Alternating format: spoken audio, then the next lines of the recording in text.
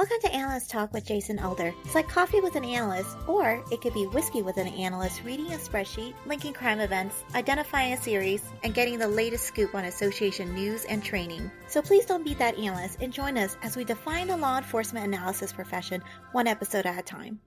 Thank you for joining me. I hope many aspects of your life are progressing. My name is Jason Elder, and today our guest has 16 years of law enforcement analysis experience, with 20 years of law enforcement experience overall.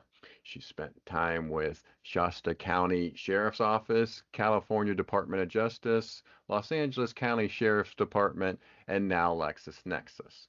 She holds a master's in leadership from the Mid-America Christian University.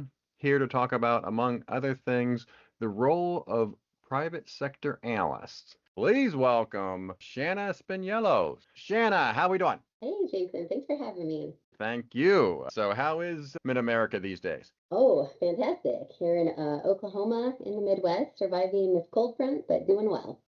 All right. So we got a lot to go over today. Certainly, I always joke around that I like to get people from LA County Sheriff's Office because I don't get too many current folks that are willing to come on the show. I got to wait till they leave. So I am always curious to get their perspective, and I certainly respect and understand why some people can't come on, why they're actively employed there. It's not really something the department wants, but it's in the rearview mirror now, so I'm looking forward to getting your perspective there with the sheriff's office, and also talk about what you're getting into with LexisNexis. Fantastic. All right, so let's start from the beginning. How did you discover the law enforcement analysis profession? So interestingly enough, I had no idea it even existed. So my passion and my love for German Shepherds was really the driving force. I joined the Explorer program at the local agency there in Redding, so Redding Police Department. And it was there that I met the canine officers and the police canines, and it really struck a chord with me. I absolutely loved it. So from there, in high school, I decided to do my senior project on police canines and how I wanted to become an officer, and that's what I wanted to do. So put in my volunteer hours. I did a police ride-along with Officer Buck Thomas from Anderson PD. And I have to say that was the absolute best ride-along of my life. I got to see the canine in action, and that really cemented I was going to go into law enforcement, at least in my mind. And so from there, I did a little bit more research, became a police cadet with Redding PD, which is just a temporary position to just expose you to different areas of the agency. So I worked in investigations, the property crime, property division, patrol, and then I worked my way through records, which that was really interesting. So we got to copy police reports and file and do kind of that side of things. But fingerprinting was also interesting. I did it back in the day when there were ink cards. So I was never so happy. When LiveScan came along, it was fabulous. But in the records division, the crime analysis unit sit right off to the side. And so I remember the first time I saw a plotter printer. This was a while back. And so just the cool gadgets and tools and bulletins up on the wall, like it was so interesting. So peek my head in, learn a little bit, ask questions. And so started thinking about kind of sworn versus civilian, and then began looking for opportunities there in that local area when I came across the Shasta County Sheriff's Office. I was lucky enough to get a part-time position there as a part-time crime analyst, and I worked alongside Becky Hazlett, and I love it because her and I are still friends, still communicating, even yesterday. And she was going through the certification program with Cal DOJ.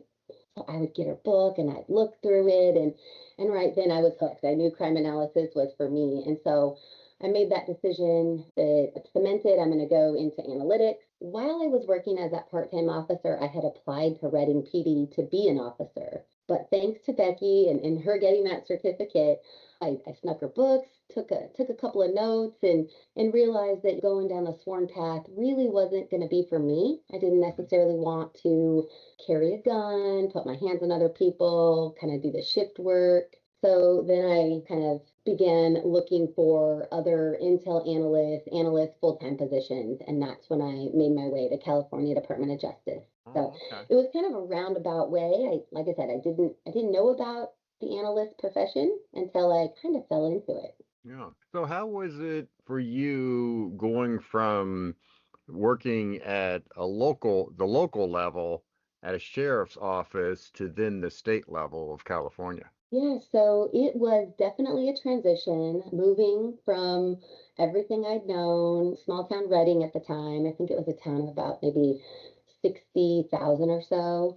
So it wasn't really big. And then I moved to Sacramento, California, which is obviously the Hmm. capital and big. And so even that was huge. And I was really young at the time.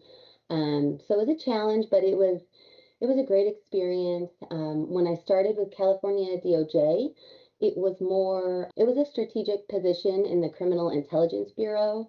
So learning all things on a much larger scale. We didn't necessarily work tactical cases. We weren't providing day-to-day assistance, but it was more that strategic, long-term analysis, project-based. So it was very different than what I had been doing, which was more day-to-day tactical type analysis. Yeah, yeah.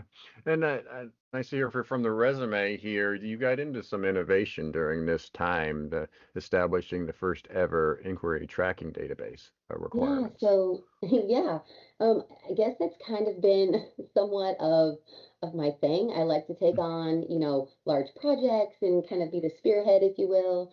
And so when I was at headquarters there, Sacramento just wasn't big enough. And so I wanted to move to Southern California. So I took a position with the Los Angeles Regional Gang Information Network that was housed inside LA Clear, there in that Los Angeles area. And when I was there, I worked my way up to become the lead analyst. And in that unit, we focused primarily on gang related cases. Our team, or our unit, I should say, was led by Sergeant Anthony Rivera. And he was actually a sergeant with the LA County Sheriff's Department. But when I was there, I created a tracking implementation so that we could know the cases, know the case agents, identify kind of what we were doing and how we were doing it, just as kind of a way to streamline our efforts. Because we had all these cases we were working, but there was really no internal deconfliction, if you will. So Hmm. oftentimes, well, in the beginning, before we had that tracking system, you might have a couple of analysts working the same case or with the same case agent. So the idea was to kind of streamline that workflow. Yeah. So that's interesting. And you also had a project regarding gang graffiti, right? Yes, yes. So one of the things I did while I was with Cal DOJ is brand new analyst. I was studying Mara Salvatrucha or MS-13, Hmm. and in in that project, I really had to dive in and learn about the gang, learn the history, learn the graffiti, learn all things MS-13 related. And this was back in the early 2000s, and this gang was just like coming up, and they were getting more and more violent. So the idea was to put an intelligence operation bulletin together to be disseminated throughout law enforcement. And through that, I met and kind of interviewed LAPD officers, LA probation officers, and put it all together in that intel bulletin. And then we put together workshops throughout the state of California. Now, those were widely attended, but I will tell you, as a brand new analyst, it was a daunting task as well, because just getting a facility that's going to hold an ample amount of agents, investigators, analysts, whoever was interested in attending, making sure speakers were available. All of us presented at these workshops, and I just became very aware of MS-13 and their presence and the crimes that they were potentially being linked to. And I'll never forget, like, I was driving home one day and I saw some MS-13 graffiti on a fence relatively close to my house. So it spooked me a little bit, and it really made me aware of my surroundings. So I think this was huge in the very beginning, just being aware of your surroundings and kind of taking that as I moved through my career. Because when I moved into that Largen unit there in Southern California, I had that awareness about me, which was good in Southern California. And it was when I was working with case investigators, working those cases, I had that philosophy of give me everything. You don't know what you don't know. So give me all the pieces of the puzzle, or maybe you have a name or maybe a street name or something that you don't know how it's related to that potential subject. But if I can have all of that info up front, then me as the analyst can help kind of make that story, assemble the puzzle and make it make sense. So I definitely kind of link that to that MS-13 Intel Operations Bulletin as just becoming more aware and kind of getting all the info right up front. Yeah, that was interesting. Now, did you get much pushback in terms of trying to collect all this information? Because that can be sensitive. So certain folks might not want to give up that type of information. Yeah, and actually you kind of nailed it. So that it was tricky, but once you kind of explain, hey, this is the reason why, because I'm going to be linking the connections, linking associations, trying to figure out if this person ever was linked or associated to this address at this time period, and maybe if the investigator knew, say, a family member's name or something, I could link it and it would make sense. And so kind of explaining my MO, if you will, kind of explaining what I was trying to do helped. And with that, you would get the buy-in of the investigators. Oh, good. That's a good project. So you move on, as I mentioned in your intro, you move on to LA County Sheriff's Department. I, I always wonder about that. Why is some folks call it a sheriff's office and sheriff's department? Is that, I'm sure someone's explained that to me, but off the top of my head, I don't understand really the difference. That's funny. I don't know either. I assumed, I guess, and that's not always the best thing to do, but maybe it's based on the size of the agency. I don't. Because yes, I worked for a sheriff's office and then a sheriff's department. So I honestly don't really know. Yeah. Now, was the transition for you, because obviously LA County is pretty large. How was the transition for you going from the state now to the sheriff's department? Yeah, so it definitely was a transition period for sure. I was the first ever, and as far as I know, the only person that was hired from the outside to Mm, then be a supervising crime analyst, to supervise existing crime analysts. So that was a huge, I don't know, I think it definitely proposed some challenges. mm-hmm. I'll never forget walking into the interview with Liz Rodriguez and Annie Mitchell. They were very warm, welcoming, but I was nervous because Yeah. I wanted that position so bad. And I just wasn't sure if someone coming from the outside would have a chance. Hmm. So that was really exciting to get the call back and I was ready to take on the challenge. To that point, had you been a supervisor? So I had been a lead analyst with Hmm. Largen, and in fact, my Sergeant Rivera, who worked for LA County Sheriff, is the one who kind of informed me this position was open. And Hmm. so after picking his brain and talking to him about it, I thought it would be a really good move as far as Hmm. career goes. But I had been, like I said, that lead analyst. And then before I ever started in law enforcement, I did work my way up to manager position at a movie theater in Hmm. Reading. So I had supervised in different capacities, you can say. Hmm. So then, when you first started as a supervisor, how many are you supervised? Gosh, I don't recall the exact number when I Hmm. first started, but the way that the unit was kind of broken down, we were what you called like a centralized analytical unit. Hmm. So even though like the analysts worked at stations and bureaus and different divisions, they reported to we all reported to the crime analysis program. Hmm. And so both Annie and I were the supervisors. So we just kind of split it down the middle at that point. But we ended up growing really quickly. And at one point, I supervised 28 crime analysts all Oh, over the wow. county. Yeah, it was a lot. Hmm. Yeah, that's a big number. So, let's do this. This leads us to your analyst badge story. So, let's do it that way. And so, what I want to get into is get a feel for your project, and then I want to pick your brain on being a supervisor. But let's get a better idea of what you got into, some of the things you accomplished. So, this leads us to your analyst badge story. And for those that may be new to the show, the analyst badge story is a career-defining case or project that an analyst works. So it's during this time that you start developing key pieces of information to gather that will go directly into the records management system for the sheriff's department? Yeah, so while I was supervising in the county, I was responsible for detective division, field operations, like a specific region. And so, obviously, coming from a gang background and working at Largen, studying MS-13,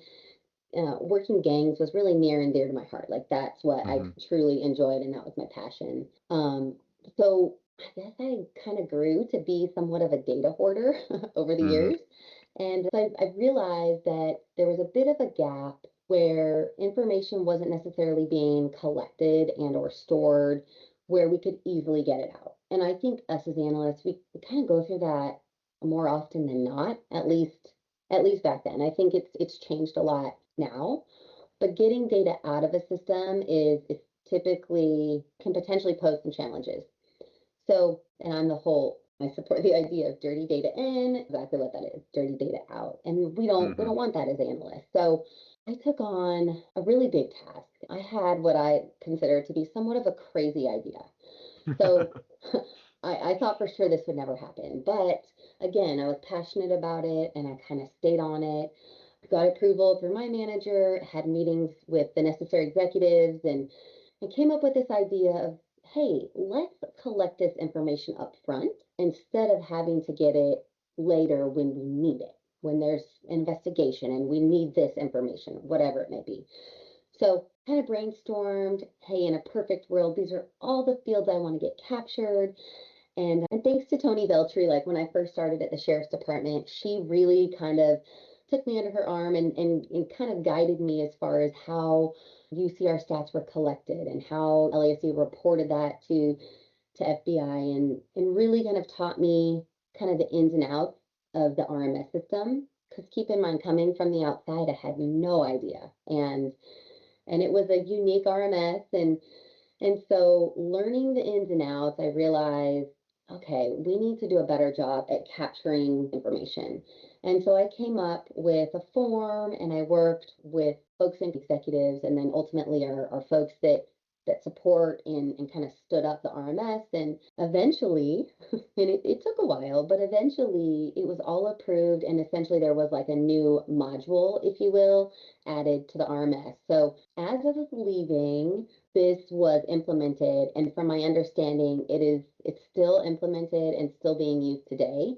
And this is obviously many years later. So something I'm really proud of. And I think the takeaway is even if it is a crazy idea in your mind, or in that case, in my mind, it was worth really articulating the why it was so important to get that information and how it's going to be valuable to the deputies that are working custody, deputies on patrol and investigators, analysts, other agencies. So definitely follow your gut and yes, being a data hoarder is a good thing. How did the people that had to actually take in the information, how did they respond? Because obviously that's more work for them, filling out that intake form, asking those additional questions. Yep. And so as far as I know, it was received, it was fine. It was not an issue. I think everybody knew that it would have been nice to have that information, right? But Sure. establishing the new process and the new method and is always kind of a bit of a challenge. But I think with the why behind it, even the investigators and deputies in the gang unit were supporters. And so I think having that kind of buy-in, if you will, is really helpful. So yeah, so that I thought was a pretty good, I don't know, I'll say a learning moment. Yeah.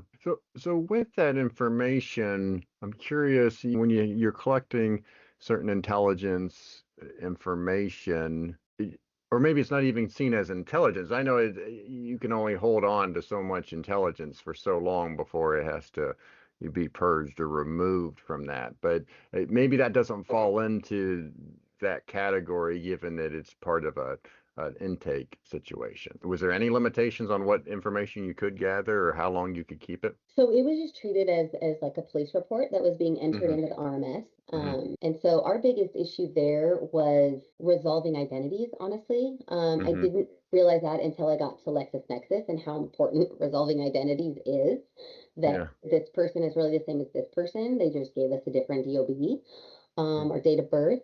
And so, yeah, it was considered part of the RMS system at that point. Gotcha. All right. For this year in 2025, as I have supervisors on this show, one of the questions I want and trying to ask people is their discipline philosophy. There's two ranges you could, when it comes to discipline, it could be like the very strict, more disciplinary route, and then there's more of the counseling other side of the spectrum there, where you're more of a coach, more of a, a counselor trying to work through certain issues. So I'm curious, during your time there as an analyst supervisor, where do you think you fit in that spectrum? So I'd honestly say more of a coach mentor, but also enforcing, the necessary, policies and procedures.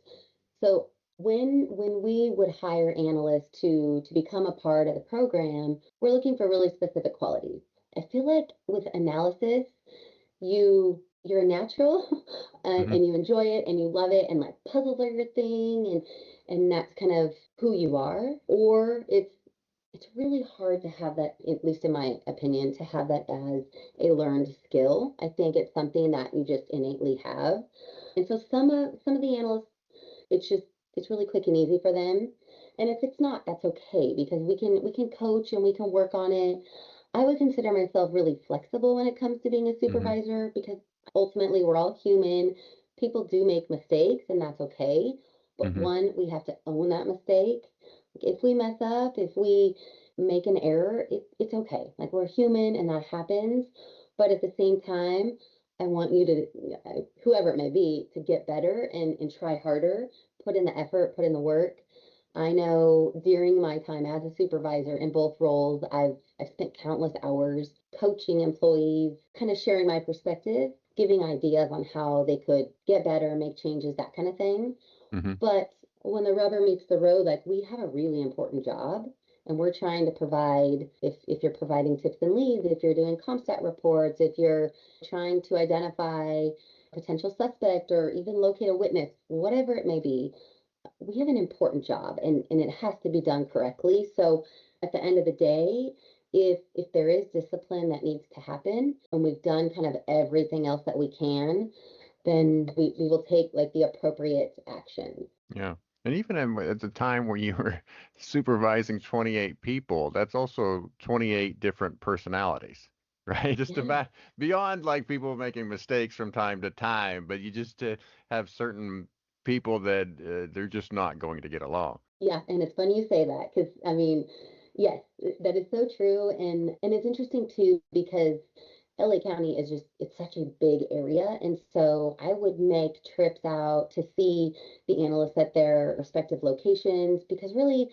I want us to have a good relationship because to me it is about relationship building and trust Hmm. and open communication. So we can get through anything if you're just open and you talk with me about it.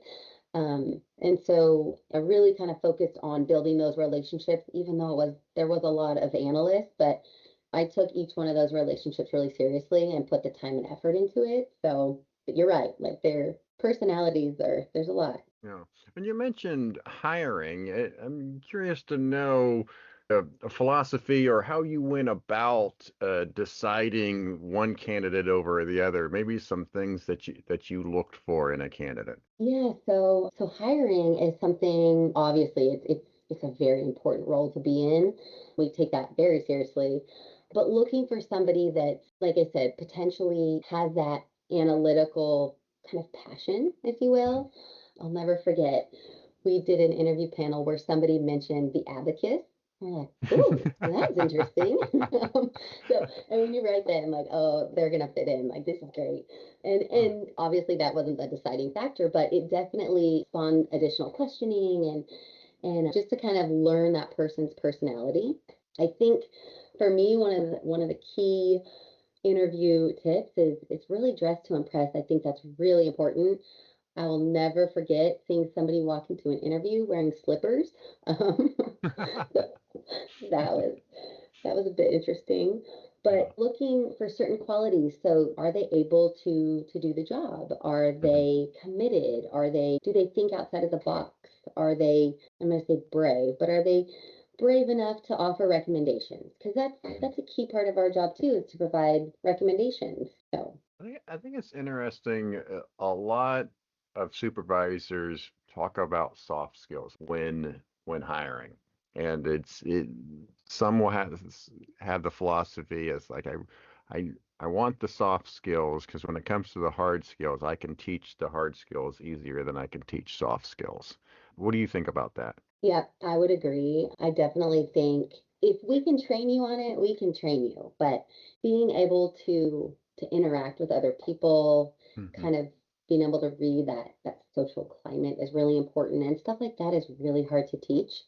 So yeah, I mean, I definitely agree with that philosophy. Yeah. And it's tough too because that's not why analysts might be fully qualified and have a lot of knowledge in the profession. That aspect of the social, the verbal, as putting in that great impression in an interview is tough for some analysts and has been tough for me over the decades. And it's can get frustrating. It's like, okay, I have the education, I have some skill set, but I'm not building that rapport in that interview to get the job. Yeah, yeah, that's true. So one of the things as I look back, I always say, thank goodness the interviews aren't recorded because as I think back at some of my interviews of trying sometimes desperately to make an impression, it's just like, oh my God, some of the things that you say and do in an interview are quite embarrassing. Trying to be memorable or try to make them laugh or try to get that connection that they're looking for. Oh yeah, it definitely. I mean, people. There's no telling how someone's going to react in an interview. Some people are Hmm. very calm, and you wouldn't know that they're really nervous. And other people, they just are nervous, which understandably so. Especially if Hmm. you're applying for a job in a brand new profession, or let's say even a promotion or whatever. Yeah, it's definitely an interesting position to be in. But I think from every interview, I think everybody learns something. Hmm. Yeah. And then typically with when you were there with the sheriff's department, did you do multiple interviews or was it normally just one panel type interview for the selection Yeah, process? yeah, so we did start with a small panel, and typically the way like they would take an initial test and they would Hmm. be banded, and so we would interview based on like a band, Hmm. and like a ranking, and then once you kind of push a certain number or percentage or what have you through to the next phase, there would be kind of a follow-up Hmm. interview. But yeah, there was definitely always about two interviews. Yeah. Hmm. And I see also here you were the training coordinator uh, at the time as well. What were the biggest training needs, or what was maybe some things that took maybe some a little bit extra time and effort to teach analysts? Yeah. So working as a training coordinator, basically, we needed a way to kind of know who was going to training, know who had training. So I created basic little SharePoint site to kind of track that all in one place. Hmm. And then if, let's say they wanted to go to a conference or go to any training that required any type of budget, we would push it through for approval. We would set up, try to request like vendors or partners to come in and train on their tools, on their solutions, because working with analysts, like, you just want to stay current on what are the latest features and what's an easier, better, faster, more efficient way to do what I'm doing, in a specific tool. And so I would, help coordinate all of that. I didn't necessarily have to do all the training. I was more the coordinator in kind of making it happen, if you will. But definitely one of the things as part of the crime analysis program was we wanted our analysts to get training often. but oftentimes there was budget limitations. So we just had to work within that as well. And then employee evaluations as well. I'm interested to see like what were some key indicators for a successful analyst? The way that it worked back then is Hmm. as the supervisor, we would do an evaluation annually. And I really did try to personalize and make it customized. I want to know the cases that you're working. Did you identify suspects? Did you provide tips and leads? Did you maybe go to briefing and identify a hotspot for a particular crime? Or I really want to know, like, it was important that throughout the year I knew what was happening at that station, I'll say Hmm. station or division or what have you. And I think, I don't necessarily know that it's like making a successful analyst, but I do think having small successes throughout the year, at least making an attempt to kind of put yourself out there as an analyst, was really important. We always wanted the analyst to sit with the investigators so that they Hmm. were hearing and involved, and they had eyes and ears on all cases and really getting involved. So that's, to me, like, to write like a really good evaluation, we needed to really have that interaction. If there were analysts potentially, and this would not be any fault of their own, but if their desk was just like in a corner of the agency or its station, then it was incumbent on them to get up and really network with those investigators, because I want them to be the go-to. And so those would be things that we would look for and articulate in an evaluation as well. Do you get to the point where you get feedback from the investigators or other people on that evaluation process? Oh, absolutely. Yep. I did that every single time. Reach out to the sergeant at the station, investigators, captains even, to get that feedback, because I'm not Hmm. there every single day. I'm essentially supervising in a remote manner. So yeah, getting feedback is crucial. Talking with the employee before doing it as well, definitely. Yeah, and that's a big task. Even as you mentioned, if you're doing that for like 20 plus people, that's a lot of work on that annual basis. Yeah, it definitely was. I mean, but it really was something that I took seriously, because we all get evaluations, and when you read it, you want it to be a reflection of what your year was. So Hmm. yeah, it's definitely a big task, but Yeah. I wanted to make them as comprehensive as possible.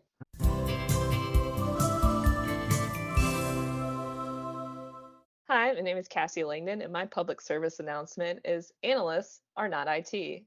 We don't know why your printer's not working. Don't ask us. My name is Shannon Kail. Please stop clipping your fingernails in the office. The sound is annoying, and no one wants a fingernail to come flying into their workspace. Keep the grooming routine in your home. Keep the workspace clean and free of fingernail debris. Thank you. I approve this message. My name is Logan Konopasek. I'm an intelligence analyst, and my word here is please don't refer to your spreadsheet as a database.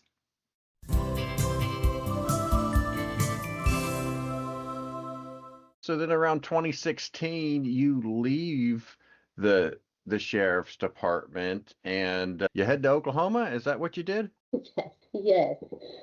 So life happened. I reconnected with like my first love from years and years ago, Hmm. and he was here in Oklahoma raising two girls, and he was in the military, and so I knew he wasn't leaving. Hmm. And so yes, I made the decision that I needed to head to the Midwest. All right. And then this is so you got before you got into LexisNexis, you got a position with Norman, Oklahoma. Yes, and it came down to timing, and maybe I was a little, I'll say, impatient Hmm. looking back.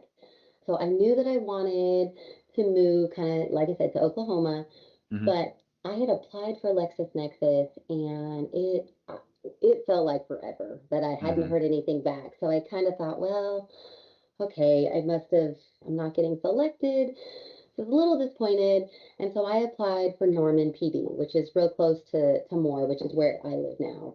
Hmm. And Norman PD was a great agency. I was just getting my feet on the ground, kind of getting the workflow, learning the tools, meeting everyone, patrol investigations, the commanders. And I've been there 2 weeks, and I get a call from LexisNexis. Yeah. And so they wanted me to come to Atlanta for an interview, and so I did that.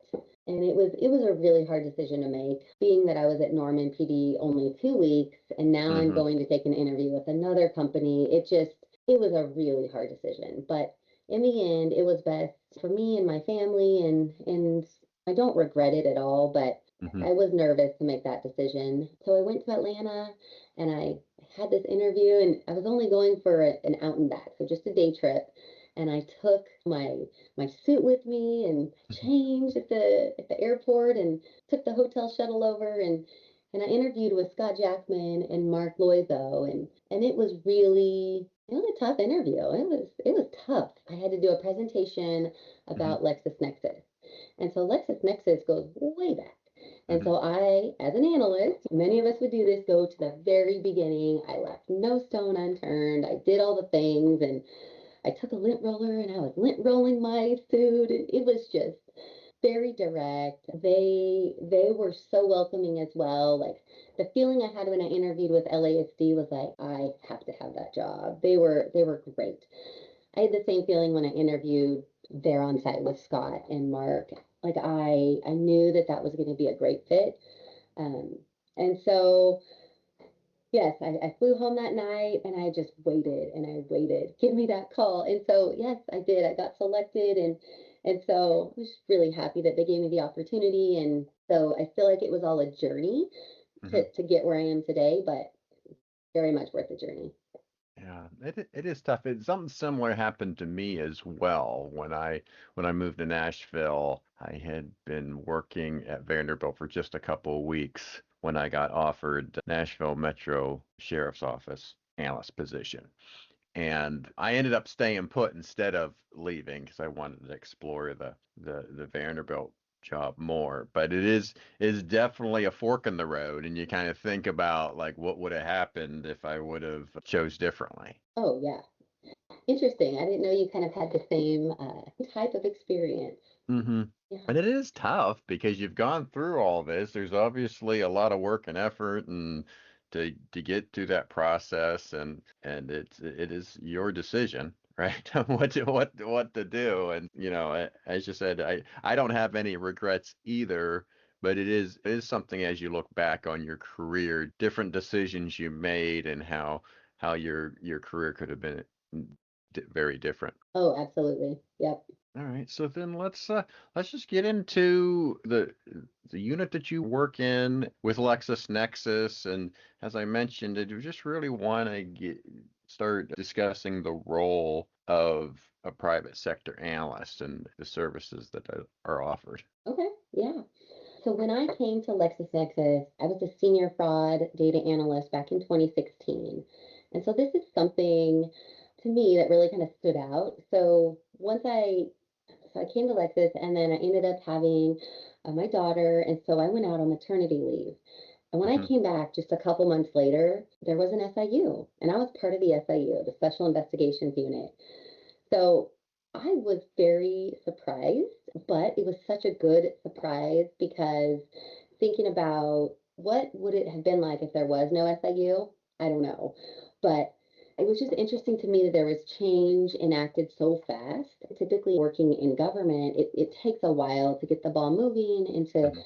kind of make those changes. But when I came back into the SIU, there was about 25 analysts, both on the public safety side and the civilian side. The civilian side covers like the tax and regulatory and health and human services back then, and now they just do governmental agencies, which is the same thing. But over the next 3 years, it fluctuated a bit, and literally in the past 3 years, we've doubled in size. Just about. We've Nice. got about 46 or so analysts, and we're over 360 years of experience just on the public safety side. So everyone in the unit's former law enforcement, and instead of just being one unit, we've we've grown the market. Like, it's really to kind of fit the market needs, if you will. Mhm. We've taken on new teams. So we've got my team, which is the public safety SIU, And we support customers in the field. We provide investigative case assistance. We can do data quality, data management. We can do that through batch analysis or any large scale data analysis project. We also do work with our internal teams, such as our sales teams and our product team and others, to make sure that they have everything they need when it comes to meeting with a law enforcement customer across state, local, or federal agencies. Mm-hmm. We've got a mobile device geolocation investigations team. They really focus on kind of telling a story with device data through, say, animations, and they're able to testify as expert witness, courtroom testimony. We have an investigative training team, which is also mobile device focused, really training on best practices, on how to work those investigations using ethics and legalities, and really doing that investigation the best way possible using best practices. And we also do have embedded analysts with federal customers supporting their mission. So whether it's threat assessment, threat analysis, doing statewide analysis for, say, auto theft, catalytic converters, looking at like socioeconomics and how that plays into auto theft, if it does. We also have a team that works with another federal agency doing like cryptocurrency and cybercrime investigations. So we really are subject matter experts in kind of our areas, if you will. And we really want to partner with, and we do partner with law enforcement at all levels to really enhance what they're doing. It's definitely a partnership, and we work hand in hand with analysts on site. We could just be a fresh set of eyes on a case or a project. Maybe it's some data analysis project that they're working on, and they want somebody to kind of review it, which we've done in the past.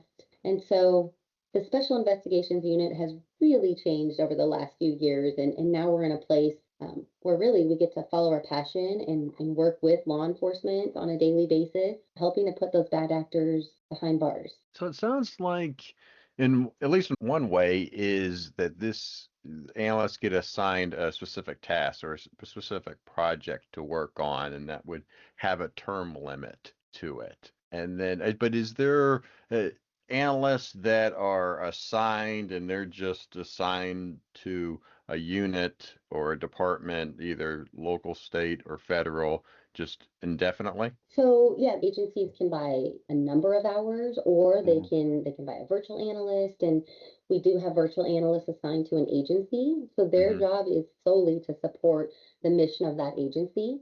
And so yes, that is definitely happening today.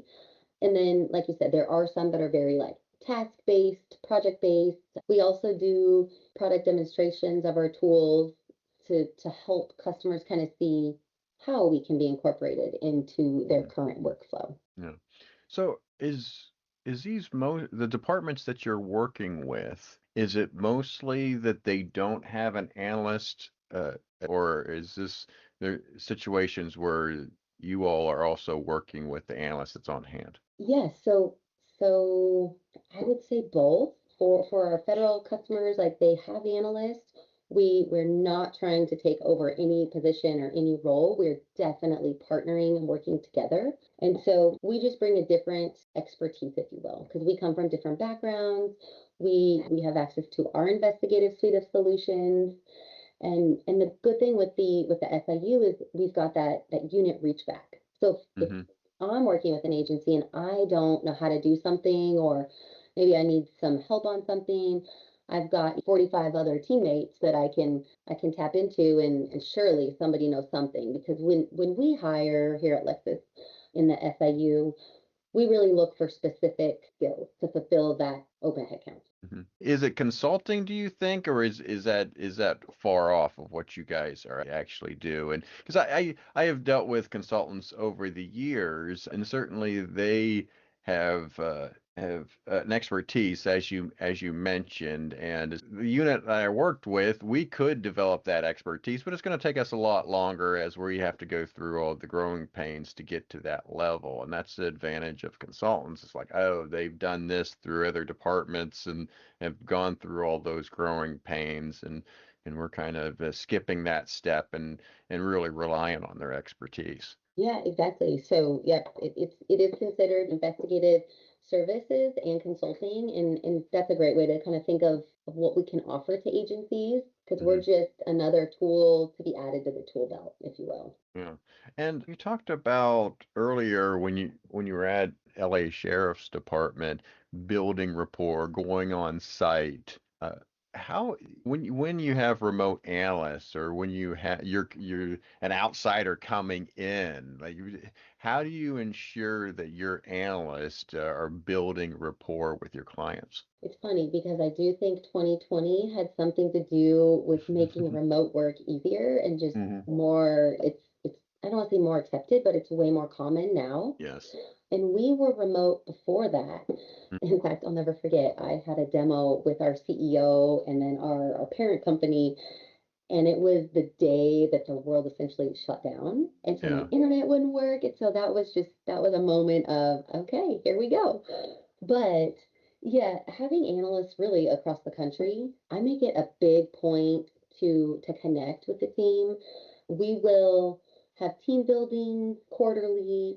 We were usually on camera so that we can actually see each other and talk with each other. And interestingly enough, one of my team members is having a baby here in a couple of weeks. And so we're hosting a virtual baby shower. Mm. So to me, it's all about having great relationships internally to where then that kind of spurs. That's just normal. We build relationships with our customers. We want to get to know them because I think that's huge in law enforcement. For an investigator from an agency to pick up the phone and call me, they have to know me and they have to trust me. And so we really try to get to that level. And I'll tell you, like, as an analyst that was working with customers, not gonna lie, I miss being in the field a little bit and like getting those cases every single day. And so we do the work, we do it quickly, we get invested in the case that we're working and asking questions and providing ideas and recommendations, and through all of that comes the trust. And so everyone on my team has been in law enforcement for years and years, and they all understand and know how important it is. And I think, like I had mentioned before, you have to be brave just to pick up the phone and call and make that cold call. And hey, this is Shanna. I'm assigned to your case and I'm working it. And I think that speaks volumes. Yeah.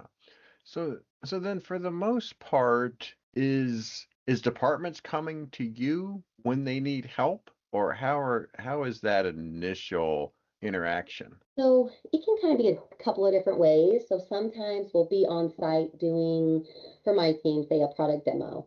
Hmm. And people will stay after the meeting or during the meeting, they'll bring up a case that they've got, or it may just be a question. And we're like, hey, if you have a case, I can work it for you. And so we can take off running that way.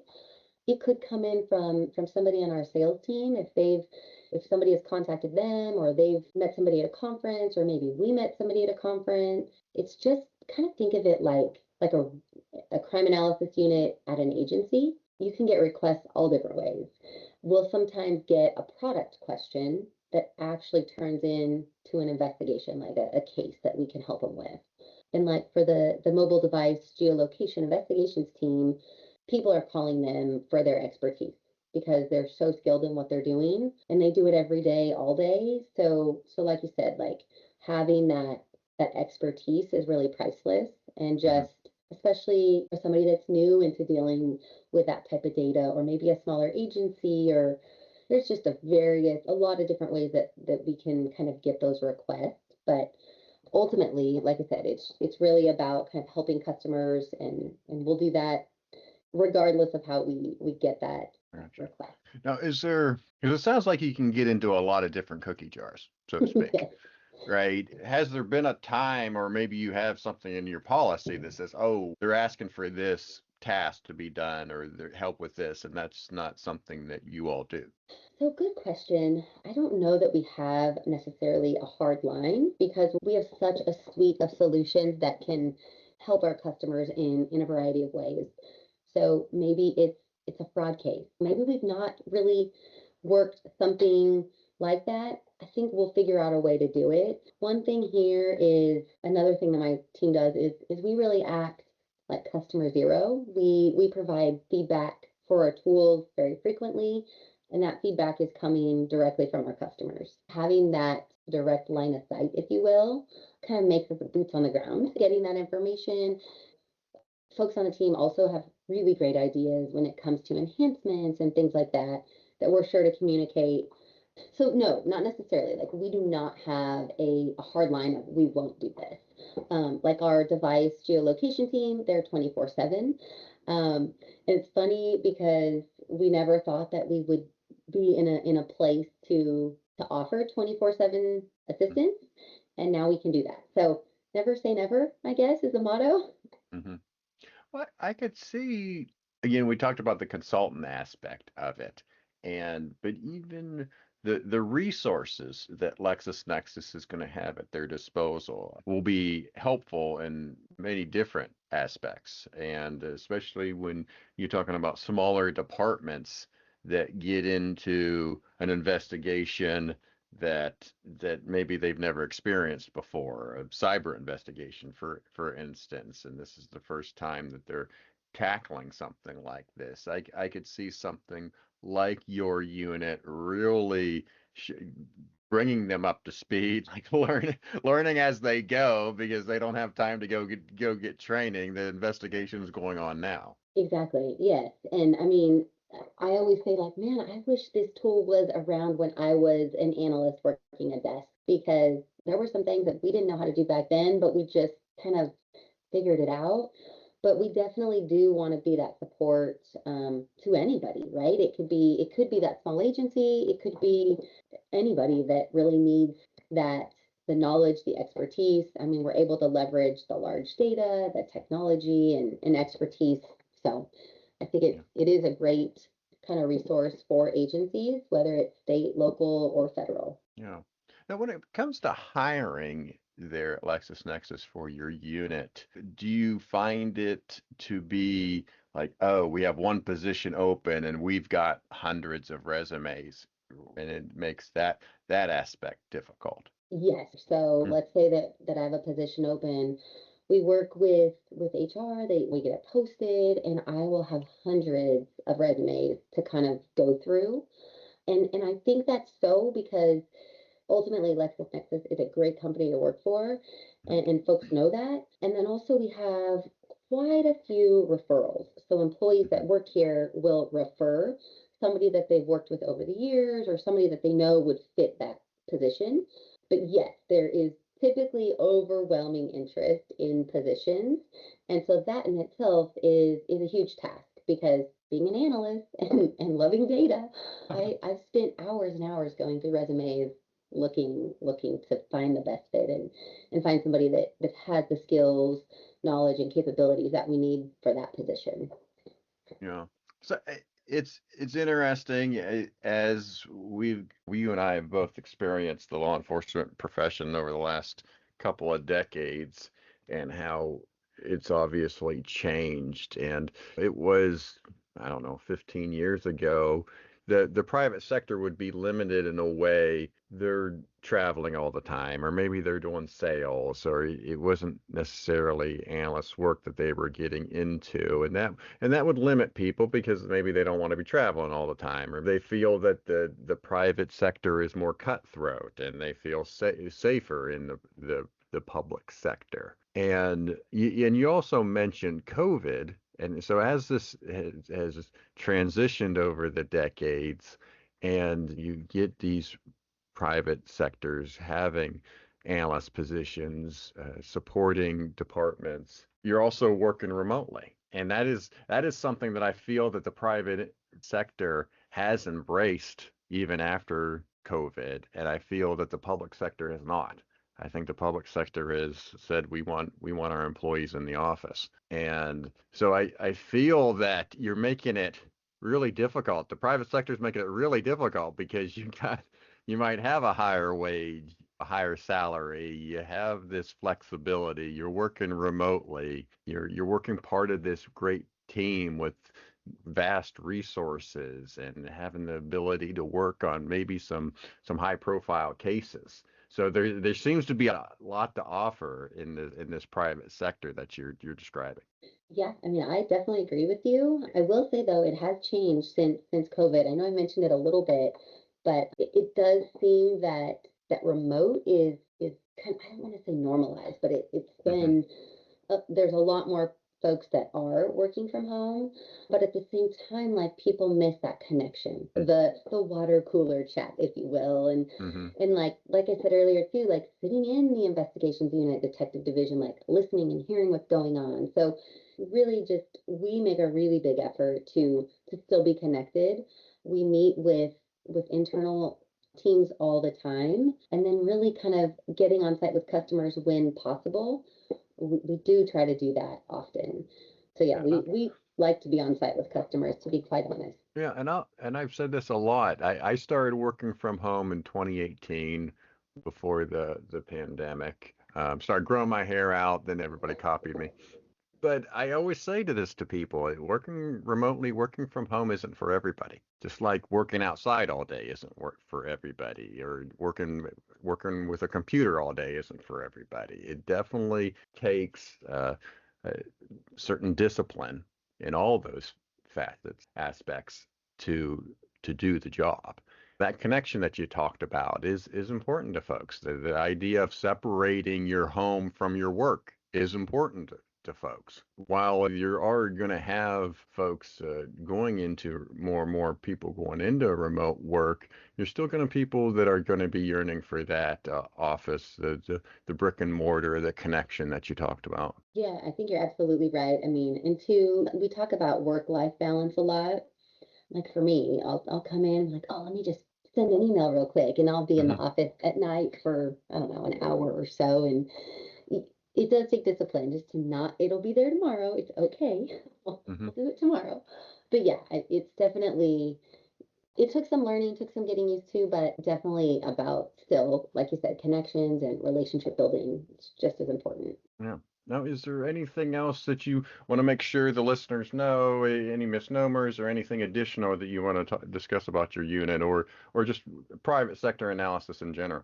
I mean, I guess the one thing, if somebody wanted to, say, transition to private sector, keep crafting your skill, if you will. I think that's really important because the private sector is wanting folks that have former law enforcement experience. So I just think that's something just to be mindful of if anybody is looking or wanting to kind of make that move today or later. Having that boots on the ground experience is priceless. So. Oh. And you spent time in the sheriff's department, as we went over now, and you've spent years now with LexisNexis. And as I mentioned, some people, one of the fears that people have with the private sector is that it is cutthroat, that they could be laid off anytime, or that they could be just dismissed a lot easily as opposed to the public sector. I guess now that as you look back and just comparing and contrasting both, do you feel that the private sector, that description of being cutthroat and easily getting rid of employees, is that valid? So, I mean, I do not have any firsthand knowledge of that, honestly. I know here with LexisNexis, the executives work really hard and not have to do that. We've not been in that boat, so that's a really great thing. Like, even though it's kind of an interesting climate when it comes to the economy and things like that, we are not laying anybody off. We haven't done that. So I don't honestly know, but I don't feel as if it's cutthroat or that at all. To me, it was when I made that transition, and the whole kind of hesitation was, I know what my benefits are when I retire. Like, I'm such a long-term planner. So like with LASD, I had these benefits and that's what I knew. And so for me, that was really the hesitation, and that was nothing I should have hesitated over. So I just, to me, I think it's just the unknown kind of spooks people, but yeah, it definitely, I don't think that's anything to worry about here, at least. Yeah, it's definitely a comfort zone, and expanding that comfort zone, and just obviously not wanting to have regrets, right? You don't want to, what's the saying, leap from the fire into the frying pan type thing. Exactly. Right. All right. Well, very good, Shanna. I guess before we get to the advice section, one of the things that I often talk about and think about in terms of the law enforcement analysis profession, especially when it comes to the public sector, is you have this, a lot of departments don't have a career path. for their analysts, right? So it maybe at the very least you might get an analyst 2 or 3 position, or maybe they even have a supervisor position. But beyond that, not many analysts work their way up to have director positions or be executives on the chief's executive team. And I've always been of the opinion to really get monumental change, that's what's going to happen. And you have people that at the public sector have analysts have the path or the ability to get up to that director leadership level, and then you'll really could see monumental change within the public sector. Now, Charlie Gibberti and I obviously disagree on that because he is a private sector advocate, and he feels that no, you can influence change from the outside. So I'm just interested in getting your take on this, because there can be this mass exodus. Analysts work in the public sector for so many years, get to the point where they hit that ceiling, and then they go to the private sector. And so I'm just again, I'm curious on your take on the the biggest impact, the biggest way forward for law enforcement analysis. Yeah, I mean, it's interesting because I was just talking about this the other day. I think it's different today than it was in the past with the real world experience and examples that us, for example, bring to the table. It at least opens that communication. It's at least a conversation. We can provide examples of how we've been a trusted partner in this scenario and this scenario. And I think like having those solid examples really kind of, I think it's something to talk about, right? Like it helps build that trust and open and build that relationship, and the transparency is important. And, also it kind of depends who the audience is. Like, is it the chief of police that you're talking to? Is it a captain? Is it, who are we having these conversations with? And even for us, like when customers buy, say, an embedded analyst or a virtual analyst or what have you, they're trusting us to kind of adopt their mission and provide deliverables and services that are exactly what they want. And so in years past, I would have said, oh, no way, that's not going to happen. And it's happening and it's successful. So yeah, I definitely think times have changed a little bit, at least from my perspective. Interesting. All right, let's get to the advice section then. What advice do you have for listeners? And it could be even maybe new analysts, folks looking to get in the field, experienced analysts. It could be something that people should be aware of now because it could be important 5 years from now. I've mentioned this, but keep practicing your craft. How you do what you do is just so important. Analyst roles are so important within an agency. And so with that, you have to work smarter, not harder. There is so much technology out there today, and in the next 5 years, I can't even imagine what will be out in 5 years, even with AI and all of that. I mean, we need to take advantage of all of that technology. Of course, there always needs to be a human element, but keep fine tuning and practicing your craft is definitely, I think, something that we can all do. Yeah, there is just so much more data out there now. Oh my And gosh. I make this comment too regularly. I mean, when you talk about investigations, analysts can probably spend their whole entire time on social media analysis, right? Let alone all the Yes. other stuff that they have access to. There's just so many different databases and data sets now that have to be explored for analysts. Absolutely. In fact, it's funny. I was talking to my stepdaughter just last night, and she just started with a state agency here in Oklahoma, which is really cool because she's kind of following in my footsteps. Nice.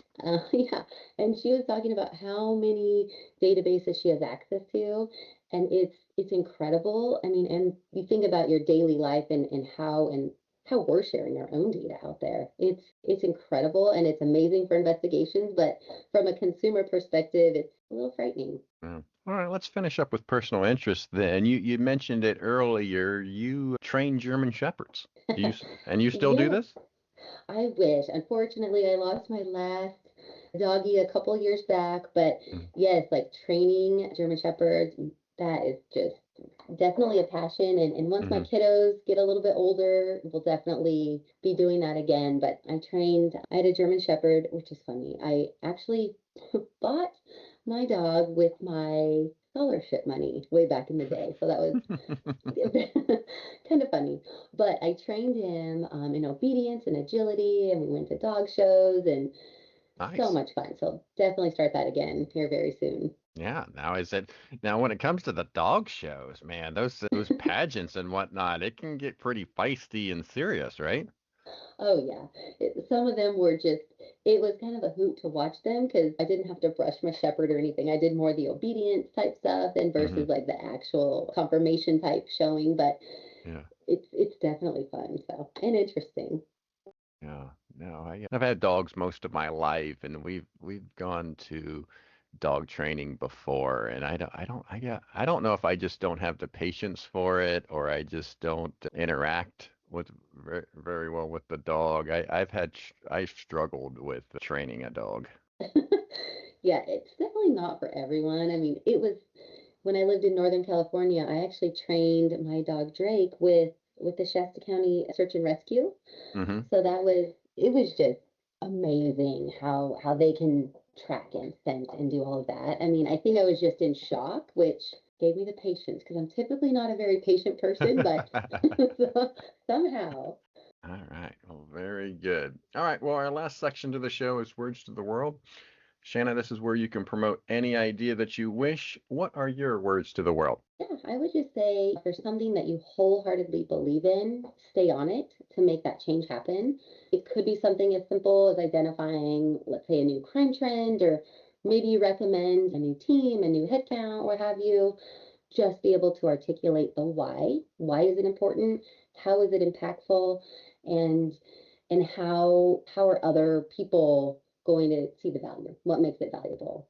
So definitely, if you believe in something, just stay on it. And I use my kids as an example here because if they want, say, an extra scoop of ice cream, they are going to keep asking until finally the answer is yes. So, but yes, I learned a lot of life lessons through the littles. So Very good. Well, I leave every guest with you've given me just enough to talk bad about you later. But I do appreciate you being on the show, Shanna. Thank you so much. And you be safe. Thank you so much. Have a good day. Thank you for making it to the end of another episode of Analyst Talk with Jason Elder. You can show your support by sharing this and other episodes found on our website at www.leapodcasts.com. If you have a topic you would like us to cover or have a suggestion for our next guest, please send us an email at leapodcasts@gmail.com. Till next time, analysts, keep talking.